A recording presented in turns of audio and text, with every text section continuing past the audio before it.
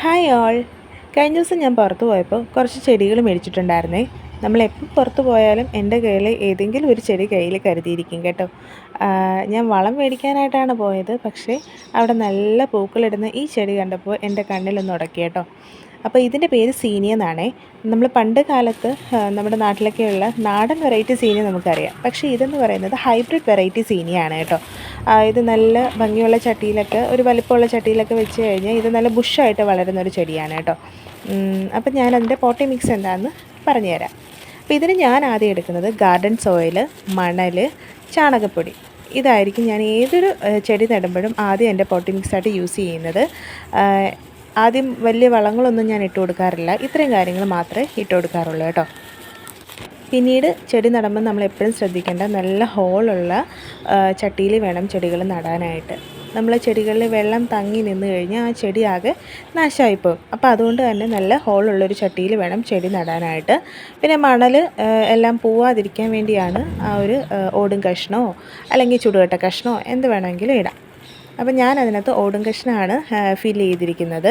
ചെടിയിൽ വെള്ളം തങ്ങി നിൽക്കാതിരിക്കാൻ മാക്സിമം നോക്കണം, അല്ലെങ്കിൽ നമ്മുടെ ചെടിയെല്ലാം പെട്ടെന്ന് നാശമായി പോകും. പ്രത്യേകിച്ച് ഈ നേർത്ത തണ്ടുള്ള ചെടികളിലൊന്നും അധികം വെള്ളം നമ്മൾ ഒഴിച്ചു കൊടുക്കാതിരിക്കുക. അഥവാ ഒഴിച്ചു കൊടുത്താൽ തന്നെ അത് പെട്ടെന്ന് വാർന്നു പോകത്തക്ക രീതിയിൽ വേണം നമ്മൾ ഒഴിച്ചു കൊടുക്കാനായിട്ട്.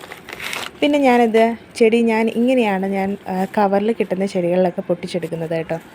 വേര് പൊട്ടാതെ നമ്മൾ മാക്സിമം വേര് പൊട്ടാതെ എടുക്കുക. പിന്നെ അതിനകത്തുള്ള നമുക്ക് ആ പാക്ക് ചെയ്ത് വരുന്ന മണൽ അല്ലെങ്കിൽ ആ മണ്ണ് മാക്സിമം നമ്മൾ എടുത്ത് കളയുക. കാരണം ആ മണ്ണ് വേരോടാൻ സഹായിക്കത്തില്ല. വേരോടിയെങ്കിൽ മാത്രമല്ലേ നമ്മൾ പ്ലാന്റ് നല്ലപോലെ കിളിക്കത്തുള്ളൂ. അപ്പോൾ ആ മണ്ണ് നമുക്ക് വേരോടാൻ സഹായിക്കാത്തതുകൊണ്ട് അത് നമ്മൾ പാടെ എടുത്ത് കളയണം. ആ മണ്ണ് നമുക്ക് പൊട്ടിച്ച് കളയാൻ വേണമെങ്കിൽ നമുക്ക് വെള്ളത്തിൽ കുറച്ച് നേരം കുതിർത്ത് വെച്ച് മണൽ ചെറിയ രീതി അലിയിച്ചലിയിച്ച് അങ്ങനെയും വേണമെങ്കിൽ കളയാം. ഞാൻ രണ്ട് രീതിയും ചെയ്യാറുണ്ട്, രണ്ടും എനിക്ക് വർക്കൗട്ട് ആവാറുണ്ട് കേട്ടോ. അപ്പോൾ ഞാൻ ഈ പ്ലാന്റ് നട്ട് കഴിഞ്ഞു. ഇത് കണക്ക് ബാക്കി 2 പ്ലാന്റ്സ് ഉണ്ട്. എനിക്കെന്തോ ഈ 2 പ്ലാന്റ് എനിക്ക് 60 രൂപയ്ക്ക് എന്തോ കിട്ടിയത്. ഒരു പ്ലാന്റിനും 60 രൂപ, അങ്ങനെ 2 പ്ലാന്റും കൂടി ആണ് എനിക്ക് കിട്ടിയത്. പക്ഷേ എനിക്ക് ബോണസായിട്ട് അതിലൊരു കുഞ്ഞൻ വേറൊരു കളർ പ്ലാന്റും കൂടി കിട്ടി, കണ്ടോ, റെഡ് കളർ. അപ്പോൾ അതെനിക്ക് ബോണസായിരുന്നു. അപ്പം ഞാൻ 60 രൂപയ്ക്ക് ഒരു പ്ലാന്റ് മേടിച്ചതിൽ ഞാൻ ഹാപ്പിയാണ്. കാരണം എനിക്ക് 3 പ്ലാന്റ് അതിനകത്ത് ഉണ്ടായിരുന്നു കേട്ടോ. അപ്പോൾ ഞാനത് എനിക്ക് ഓരോന്നും നട്ട് കൊടുക്കുകയാണ്. നട്ട് കൊടുത്ത് ആദ്യ ദിവസം നമ്മൾ സൂര്യപ്രകാശത്തിലൊന്നും വെക്കരുത്. കുറച്ച് ദിവസം നമ്മളൊരു ഷെയ്ഡിലോട്ട് മാറ്റി വെച്ച് വേണം ഇത് വളർത്താനായിട്ട്. ഈ നേർത്ത തണ്ടുള്ള ചെടികൾക്കൊന്നും വലിയ വെയിൽ വേണ്ട കേട്ടോ. ഒത്തിരി വെയിലടിച്ച് കഴിഞ്ഞാൽ ഇതങ്ങ് ആകെ വാടിപ്പോവും.